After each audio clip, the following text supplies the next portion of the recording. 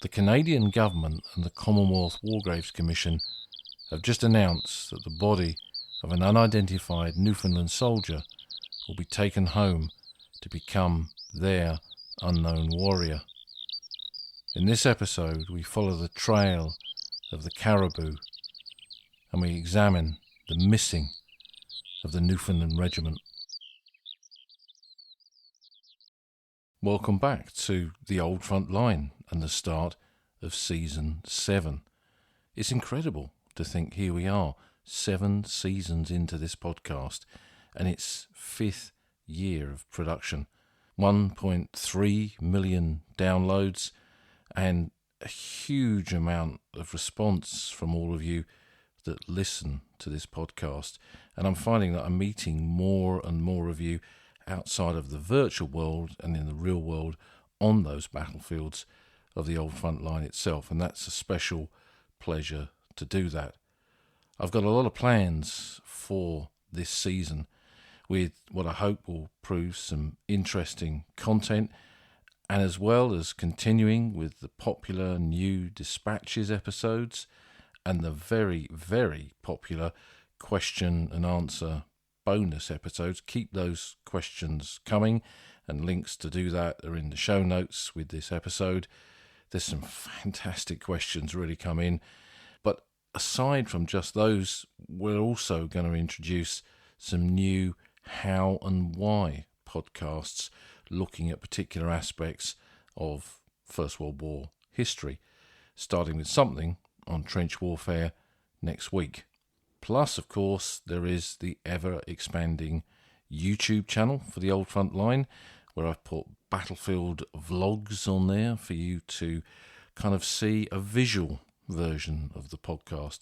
Fairly short films for you to watch on particular aspects of the battlefields. I've recorded quite a few bits of material during the course of the last few months, which I still haven't edited. So there's a lot more in the pipeline, and I'm adding to that on a regular basis. And the YouTube channel is, of course, free, as the podcast is free, and the podcast will always be free. So there's the podcasts, there's the YouTube channel, and I've also recently added Substack to it. Substack is a blogging bit of software. It's been around for a little while. I started one fairly early on, wasn't really sure what to do with it. And I was kind of thinking recently about the whole ethos of television programming some years ago, where they had the idea of 360 programming, where you didn't just make a documentary film, you did little shorts, you did social media, of course, and all kinds of other things. And I guess that's what I'm trying to achieve with Substack. Initially, we've just started with putting some First World War images from the old frontline archives on there. So these are some of the many thousands of photographs that I've collected over a very long period of time. And rather than just sit in kind of dusty drawers or albums, I can scan them, put them into an article, and write a little piece around what that image shows to tap into different subjects, different layers, if you like, of the Great War. But Substack has a lot of other promise as well in terms of putting out original material, and I aim to put some video material on there, and possibly 1 or 2 bits of material from the podcast that I haven't used in actual episodes, little sections that didn't make the final cuts but might be of interest as a kind of add-on. So keep an eye on Substack, and you can go on to the link for that, which again I'll put in the show notes, and subscribe for free.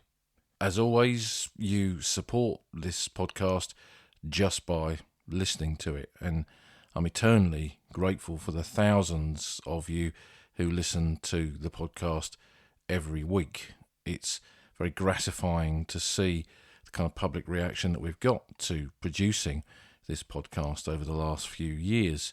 Many of you, of course, also directly support the podcast through Patreon and Buy Me a Coffee, and you can do that as well on Substack now. And all of that helps me grow the podcast, plan things that we might do, perhaps visit some battlefields that are a little bit further away than France and Flanders and record some material there.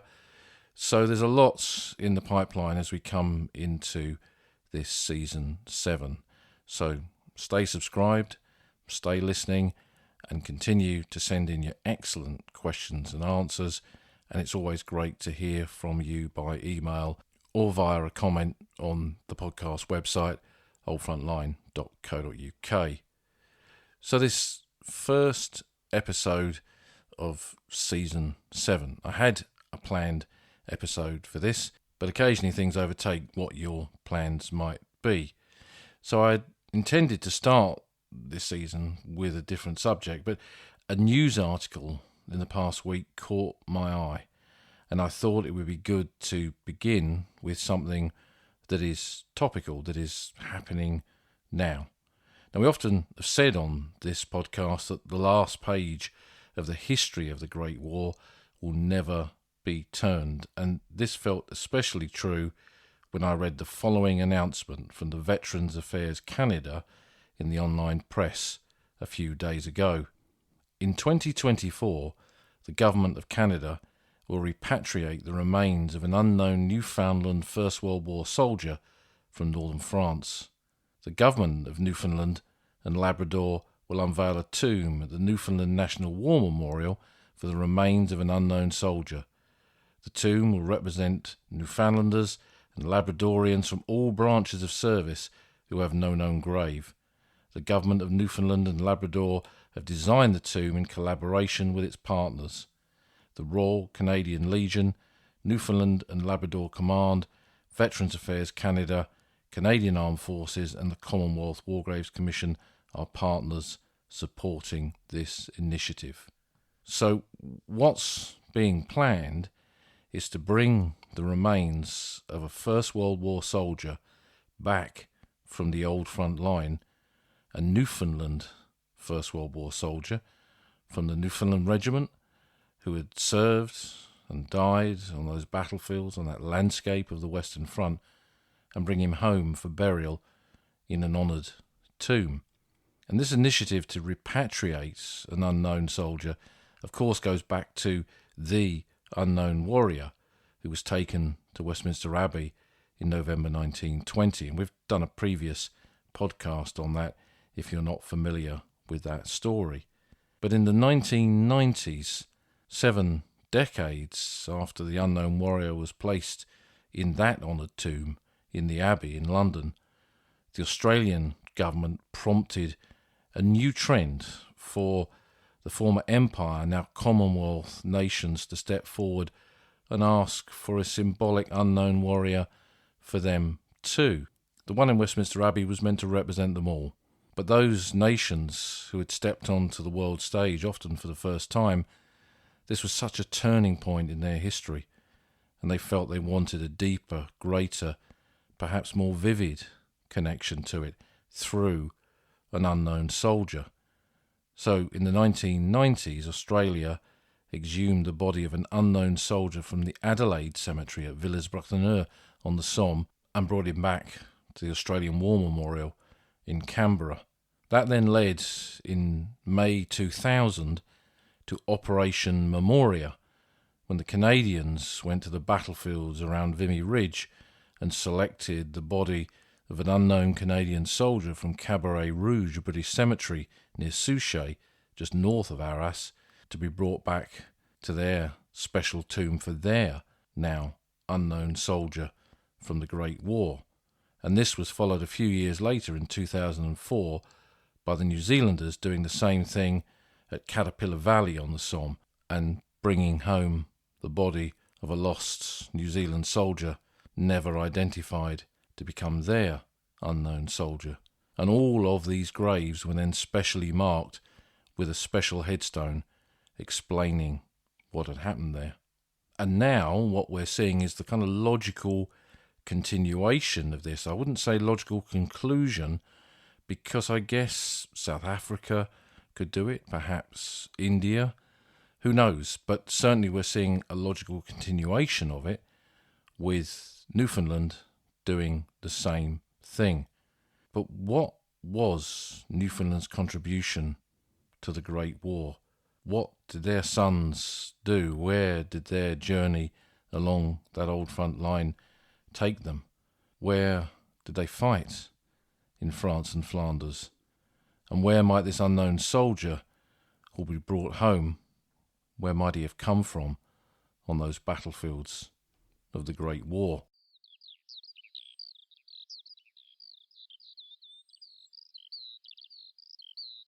When Britain went to war in 1914, the various countries of what was then the British Empire stepped in to join the fight against Germany. Many of these countries had become self-governing dominions rather than colonies by the time of the Edwardian period, and Newfoundland was a good example of this, achieving dominion status, self-governing status in 1907. Newfoundland was an island nation, with Labrador, part of its dominion, to the north being part of the wider Canadian mainland.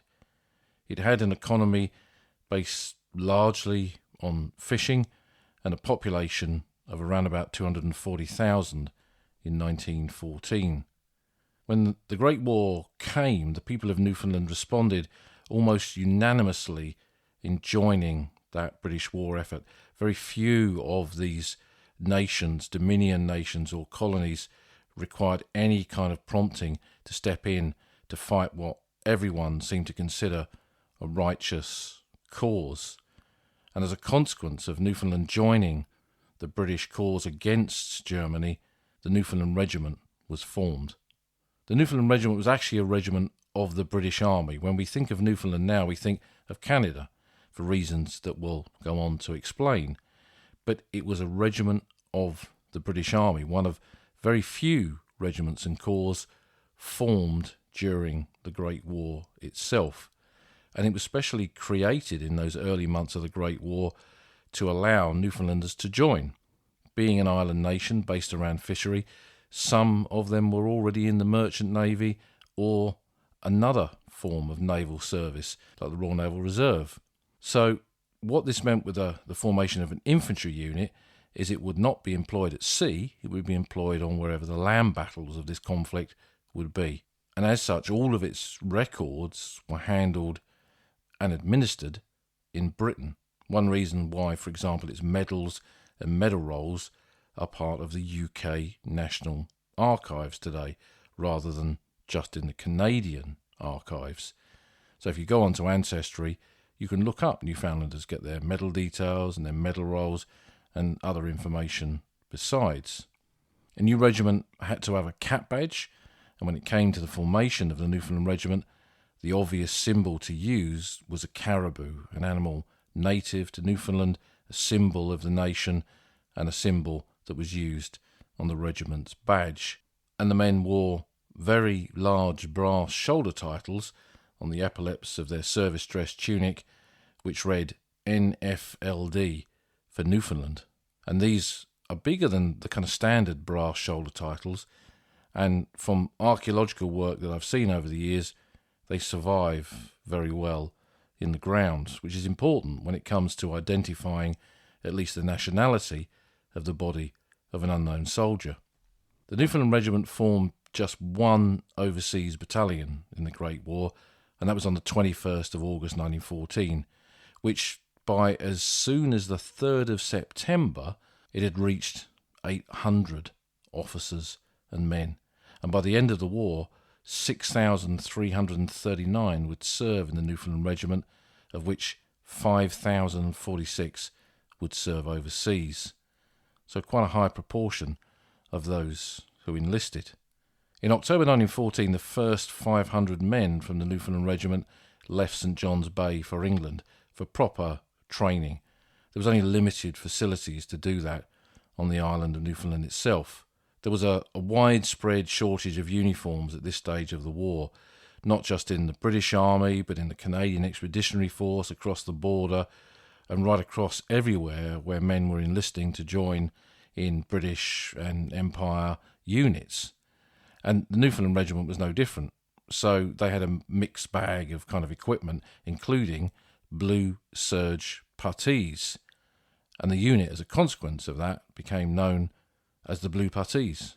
These blue puttees were later replaced with khaki ones by the time they went overseas. And the puttees, if you're not familiar with them, are this kind of bandage type material that is wrapped around the legs, lower legs and ankles of soldiers. Originally, they were designed for service on the frontier to stop snake bites, as I understand it, although that might be an old soldier's story.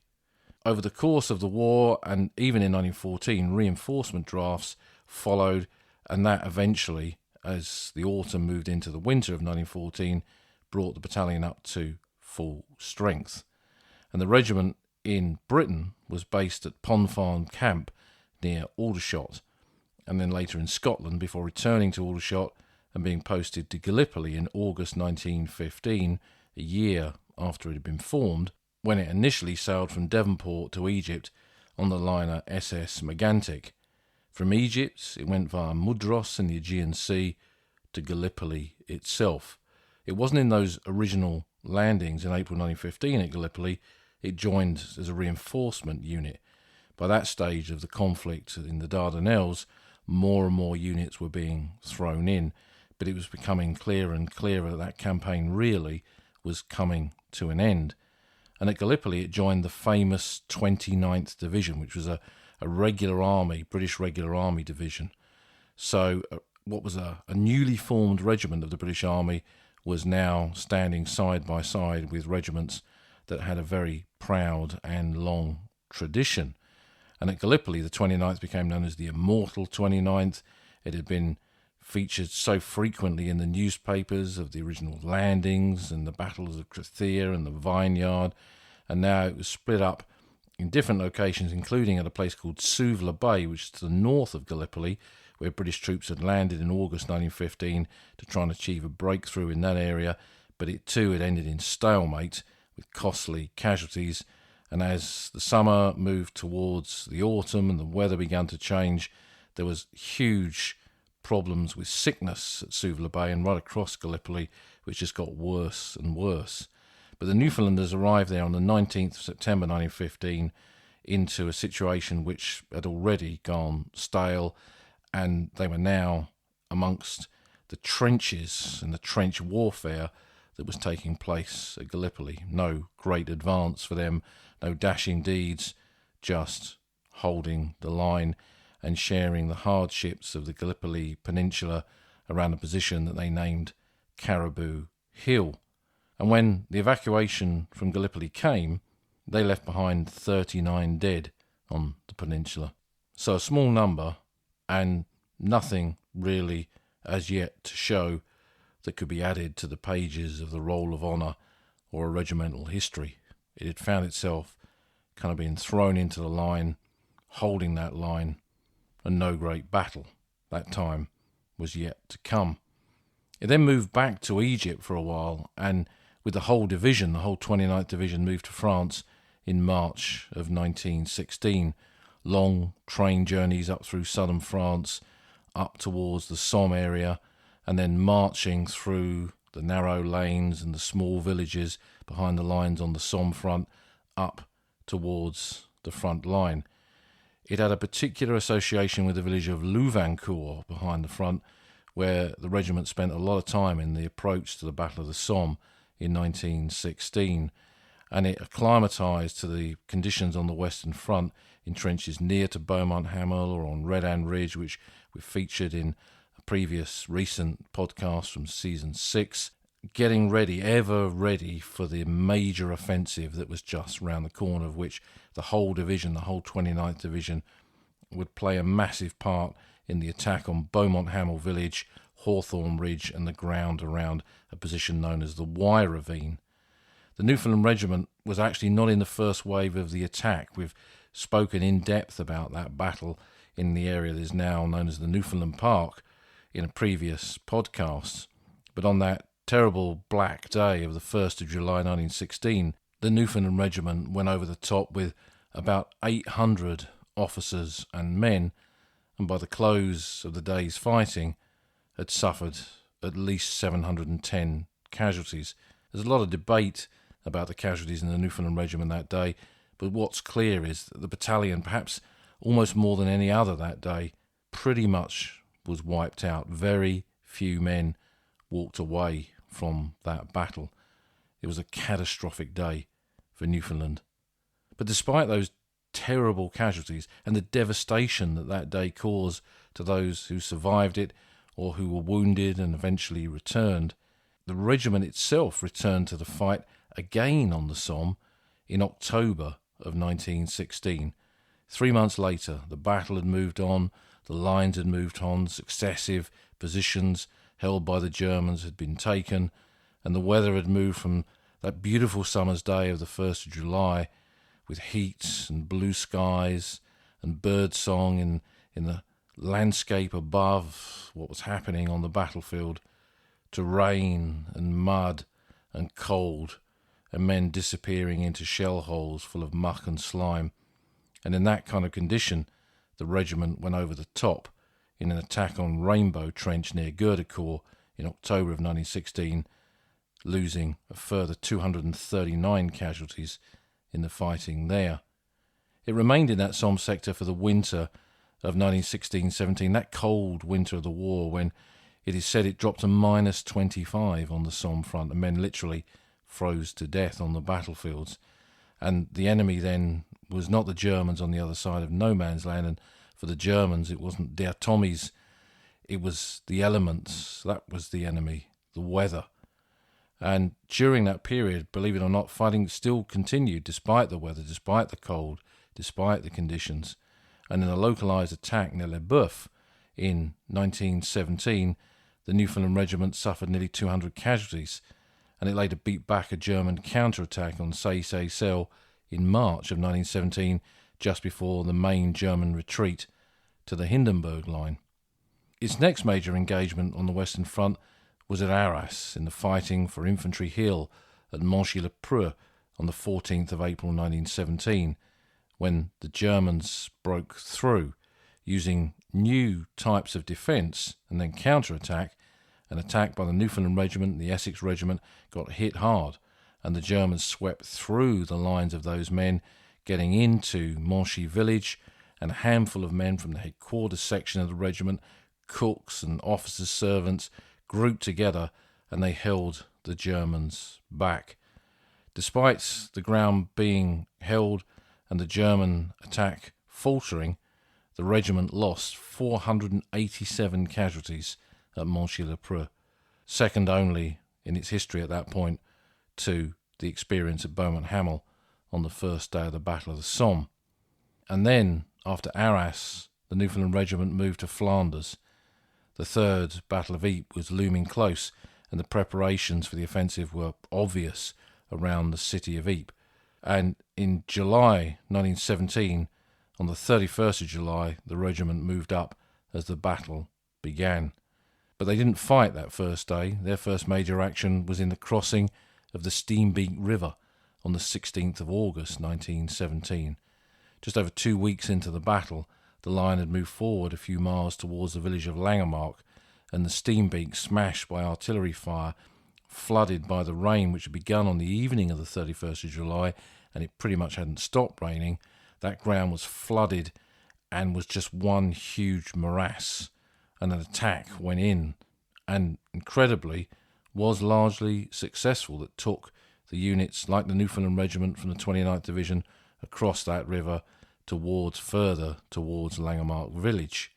And later on, as the offensive continued around Langemarck, the next river, the Brombeek as the British called it, the regiment attacked there, losing another nearly 200 men in the fighting for that shell-smashed lunar landscape just northeast of Langemarck village.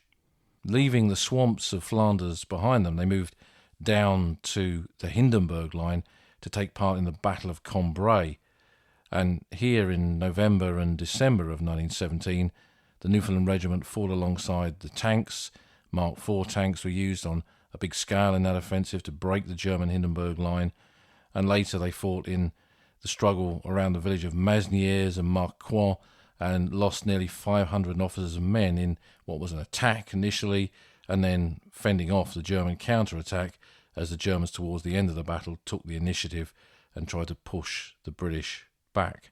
And by this stage, the Newfoundland Regiment had fought in so many battles, from service at Gallipoli through to the attack on the Somme, both at Beaumont-Hamel and Gouda-Corps, at Monchy-le-Preux in April 1917, and now here in Flanders and on the Hindenburg line at Cambrai.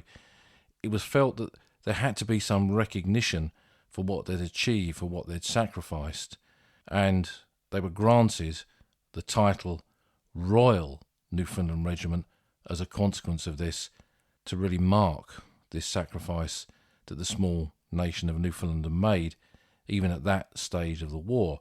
And they became the only regiment of the British Army, and remembering that the Newfoundland Regiment was a regiment of the British Army, not of the Canadian Forces, it became the only regiment of the British Army to achieve royal status while the war was on. A significant achievement given how new this regiment was.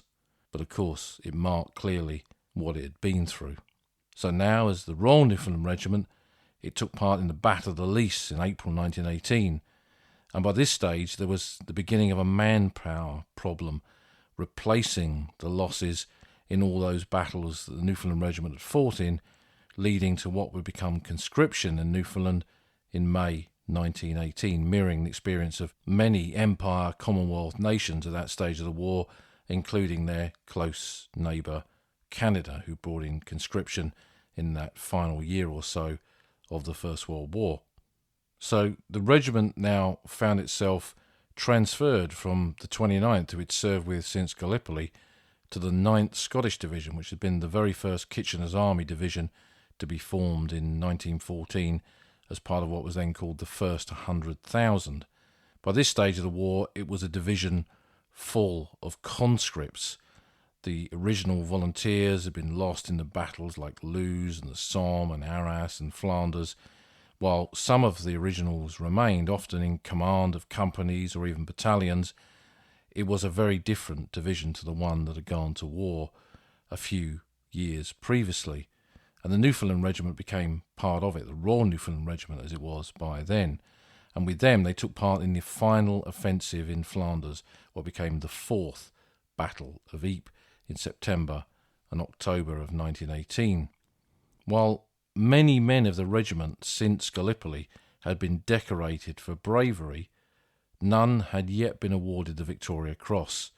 A Newfoundlander serving with the Canadians would achieve that status in August of 1918, but the regiment itself had yet to get a VC, and that wasn't achieved until this final phase of the fighting in Flanders, when Thomas Ricketts, born at White Bay, Newfoundland, was awarded the Victoria Cross for bravery near the village of Ledegem on the 14th of October 1918, in what by then was the more fluid fighting. The trenches were being largely left behind, and this was a war of movement now, much more like a modern war, more like the Second World War, with advancing across open ground and through woods, through small villages. And during this action at Ledegem, the battalion, the regiment, overran some German field gun positions close to the battlefields, and Ricketts outflanked them with his Lewis machine guns. Ricketts was born in Newfoundland in 1901, so he was only 17 when he did this in that battle of October 1918, and he became one of the youngest Victoria Cross recipients of the war, and his VC was one of 289 gallantry medals awarded to men of the Newfoundland Regiment, the Royal Newfoundland Regiment, during the Great War. The regiment's war ended at a village called Haarlebeek in Belgium in November 1918. They were out of the line at the time, and the war had moved on a bit away from them, and the final shots were being fired by Canadians in the streets of Mons. So their war ended. Celebration came, and then some months in camps in Belgium before they returned to Newfoundland and St. John's in early 1919, the regiment being officially disbanded that summer. It was one of the shortest lived but most dramatic histories of a regiment of the British Army in that Great War, and perhaps in its history, and it propelled Newfoundland onto the world stage. In the Second World War, the Newfoundland Regiment wasn't quite reformed. It became part of the British Royal Artillery. Again, it remained as part of the British Army, not part of the Canadian Forces, and it served as a field regiment of the Royal Artillery in North Africa and especially in the Italian campaign. I've just come back from taking a tour to Monte Cassino and Anzio, and the Newfoundland Regiment, part of that field regiment, the Royal Artillery, were fighting in many of those battlefields during that period, that key period of 1943 to 45. But eventually, Newfoundland would become part of Canada, and that's how we know it today. After a referendum, Newfoundland became part of the nation of Canada in March of 1949. And today, all of its affairs in terms of commemoration and remembrance are handled by the Veterans Affairs Canada. But that's today. If we jump back to the immediate post-war period, the aftermath of the Great War, Newfoundland, still a dominion, it wanted to commemorate the actions of this small regiment and the sacrifice it had made across that landscape, particularly of the Western Front, because its service at Gallipoli was considered a bit of a snapshot then, a short period. There doesn't appear to have been a move to commemorate anything there. There may have been practical reasons for that as well.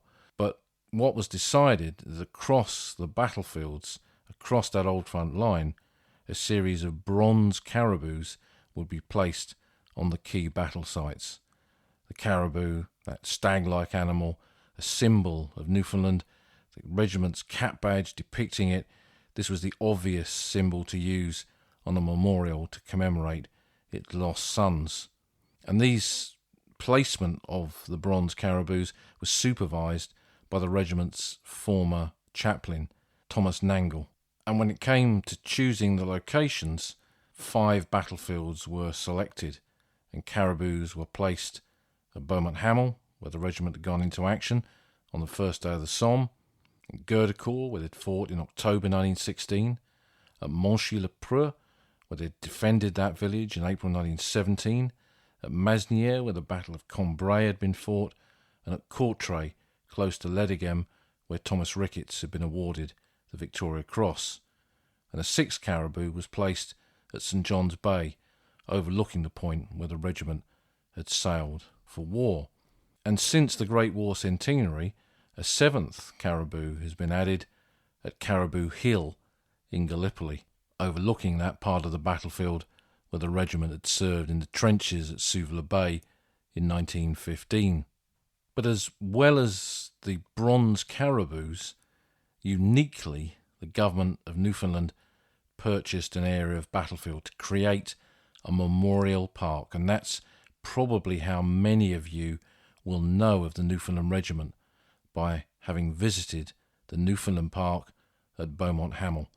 This was a whole cross-section of a piece of battlefield. British trenches on one side, no man's land, and then German positions around that famous, infamous Wye Ravine on the other side of the park.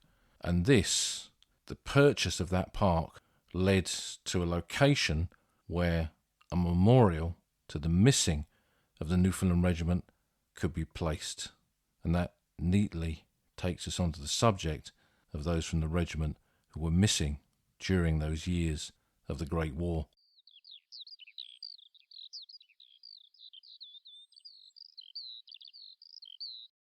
Ground for a proposed memorial park on the Somme battlefields was purchased by the government of Newfoundland after the Great War, and so an area of 84 acres was acquired, preserving a vast area of battlefield, as we've said, with British and German trenches of no man's land, almost like a cross-section of the Western Front, but uniquely commemorating the ground, preserving the ground where the Newfoundland Regiment had fought on the first day of the Battle of the Somme. So within the planned area of the park, as well as preserving the landscape, a mound of granite and clay was placed between the trenches where the bronze caribou was mounted, overlooking the battlefield, its mouth open, crying for its young, its fallen, who had died there in 1916. And the park, on a wider scale, was planted with Newfoundland trees and shrubbery, and rocks were specially brought over and a Newfoundland-style log cabin was built, which survived right through until the 1960s, until it was eventually replaced by a modern house. When I first went there in 1982, a Newfoundlander was living in that house, Steve Austin Sr., and he was the guardian of the park. Within that park, it wasn't just a preserved battlefield, it was a burial ground too, because there were 3 cemeteries, 3 British and Commonwealth cemeteries. The Ravine Cemetery, Hunter's Cemetery, which was in a shell hole, largely dated from the casualties of November 1916, and Hawthorne Ridge No. 2 Cemetery, which looked directly towards the Hawthorne crater, and the No. 1 Cemetery, where Eric Heaton is buried on the crest of the Hawthorne Ridge. 2 of these 3 cemeteries, Ravine and Hawthorne No. 2, contained identified Newfoundland soldiers and also quite a lot of unknowns, but possibly because of that big brass shoulder title, they were able to identify that they were unknown soldiers from the Newfoundland Regiment. And when you look at some of the burials in Hawthorne Ridge No. 2 Cemetery, it's clear that some soldiers of the regiment were brought in from a wider area. There's 1 or 2 1917 casualties in there, for example, which are not men who died at Beaumont Hamel. A decision was then made to commemorate Newfoundland's dead that were missing in one place. Now, for most Empire nations, Commonwealth nations as they are now, their missing could be spread across a number of memorials to the missing. So Australia's are on the Menin Gate for Flanders, and the Villers Bretonneux Australian Memorial for the rest of the fighting on the Western Front, with the exception of Fromelles. And Canada's missing are commemorated also on the Menin Gate, but on their memorial, the Vimy Memorial. The New Zealanders have a lot of separate battle memorials. But it was decided for the men of the Royal Newfoundland Regiment that their missing would be commemorated in this one place on one special memorial. And that was the Beaumont Hamel Newfoundland Memorial, a series of bronze panels that would be placed beneath the caribou and right next to those trench systems where the regiment had gone into battle in 1916. So the panels were cast in bronze and the missing were commemorated between 3 areas of service that represented the men of Newfoundland had served and died and had no known grave. So the bulk of those were, of course, from the Royal Newfoundland Regiment. 591 officers and men of the regiment were originally commemorated on that memorial at Beaumont Hamel, with separate plaques for 114 men of the Newfoundland Royal Naval Reserve and 115 of the Newfoundland Mercantile Marine, those who died at sea, for whom the sea was their grave.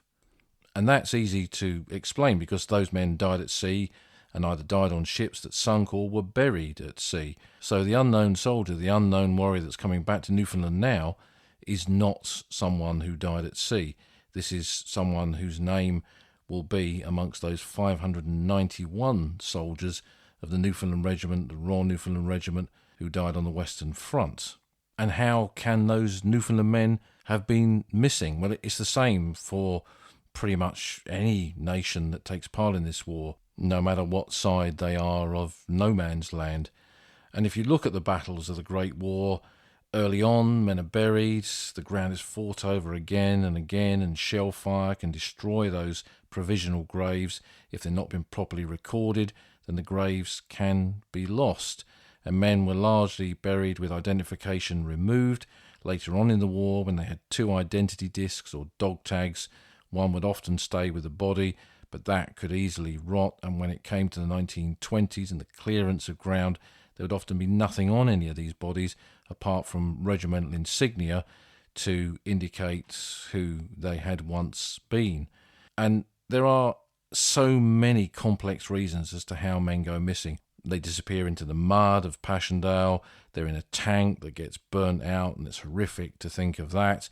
Or they're literally blown to pieces by the huge bombardments that increasingly that were part of the landscape, the reality, the battles of the First World War on the Western Front. But having no known grave doesn't mean that you don't have a grave, because if you travel around many of these battlefields where the Newfoundland Regiment fought, you will find graves of unknown, unidentified Newfoundland soldiers. So whoever they are, their name will be on the memorial at Beaumont Hamel. And of the 591 names that is on that memorial, probably a good third of them, perhaps more, will be buried as unknown soldiers in cemeteries. It's impossible to kind of calculate that. I've never seen a figure for the number of headstones that are identified as unknown soldiers of the Newfoundland Regiment. But amongst those 591 names are 139 who died on the first day of the Battle of the Somme, the 1st of July 1916, that devastating day, which will be remembered in Newfoundland forevermore, it being their Memorial Day. So of the nearly 1,300 officers and men of the Newfoundland Regiment who died in the Great War, pretty much half that number have no known grave. And this, of course, is kind of what we're focusing on when we think about the body of an unknown Newfoundland soldier being brought back home to be buried as an unknown soldier, an unknown warrior. Now, for this Beaumont Hamel memorial, like all of the memorials to the missing, a register was published. In this case, with only 591 names, it was a single volume. And I have that brown-covered volume printed by the then Imperial War Graves Commission in front of me. It has some nice black and white prints of what the memorial would look like and the caribou in the Newfoundland Park, and then it lists by name the men who have no known grave, with a historical introduction, a little bit about the regiment and about the naval side of Newfoundland service as well. And it's an unusual register for the memorial to the missing, in that each entry doesn't just contain the details of the soldier and information about his family or his age and things like that. It actually states where they died. So, for example, you kind of flick through it as I'm doing now, and I can see killed in action near Marquois, killed at the Canal Bank, Ypres, and of course lots and lots of mention of Beaumont Hamel, 139 of those 591 being killed on the first day of the Somme. So when both the Commonwealth War Graves Commission recently and the Veterans Affairs Canada announced that the body of an unknown Newfoundlander will be taken back to be buried in this honoured tomb, and I'm sitting here now flicking through this original copy of the register and turning the pages and scanning those names, seeing some families who quite clearly lost more than one son and they were missing, I'm kind of wondering who this lad might have been. Now, of course, we will never know. That's not what this is about, identifying an unknown soldier. That's not the purpose of it. It's meant to be a symbol for them all of those who were missing. But of course, what we might be interested to ask is where this unknown soldier of the Newfoundland Regiment has come from. Which battlefield has he come from? What is the circumstances of his body being exhumed and taken back home? And we might ask, will it be an existing grave of an unknown Newfoundlander in a cemetery somewhere on those battlefields? Perhaps one in the Newfoundland Park, Wye Ravine or Hawthorne Ridge number 2, as was the case with those previous unknowns from Australia and Canada and New Zealand who were selected in the 1990s and early 2000s, when a grave was chosen and research was done on that grave to prove categorically that it was a soldier of that nation, so they felt assured that the right choice had been made and the right soldier was being brought home. So it might be an existing grave which will be opened and a soldier will be exhumed, but it could also be the discovery of an unknown soldier of the Newfoundland Regiment during some work on the battlefield. And we know that there's a lot of work going on around Lens. This is not a sector where the Newfoundland Regiment fought, but there is also work beginning on the Canal du Nord extension, which we've spoken about on the podcast before. Is it an unknown soldier from that part of the battlefield? Perhaps we will never be told. Perhaps this will remain speculative. But it wouldn't be the first time that an unknown Newfoundlander had been found, because Simon Verdigam, during some archaeological work, did indeed find one close to the Steenbeck River, and subsequent investigations using modern forensic methods actually identified him as a soldier who had fallen there on the 16th of August 1917, and his identity was restored to him, and his family came to the subsequent burial. But that's not what's going to happen here. This must be clearly an unidentified or an unidentifiable Newfoundland soldier for it to be taken home to become this unknown soldier, this unknown warrior.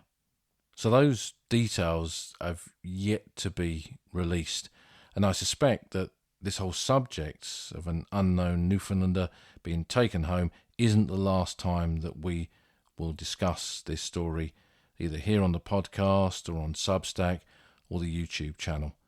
But whoever and wherever the origin of this unknown soldier is, next week there will be a special ceremony at the Newfoundland Park at Beaumont Hamel prior to him being flown to Canada and then to Newfoundland to be buried in that specially prepared grave at the National War Memorial in St. John's.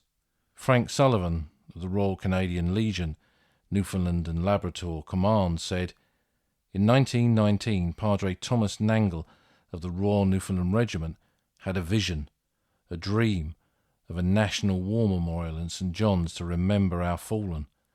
Work commenced in 1919, and during this time he requested the repatriation of an unknown soldier to be part of this memorial. The request was never actioned. With this approval to repatriate an unknown soldier by Sir Bill Rollo and the Commonwealth War Graves Commission for the rededication in 2024, his vision, his dream will be complete." And those are fine words indeed. And I think that this subject of a young Newfoundlander being brought home after a century, what it tells us once more is that the story of the Great War, of this landscape of the Great War, it's not a closed book. Its pages keep turning, and out there on those criss-cross pathways of the landscape of that conflict, the Great War's last witness in many ways, that landscape, it keeps revealing its secrets, reminds us that the past isn't really that far away, and that the truths of that great conflict are to be found always along that old front line.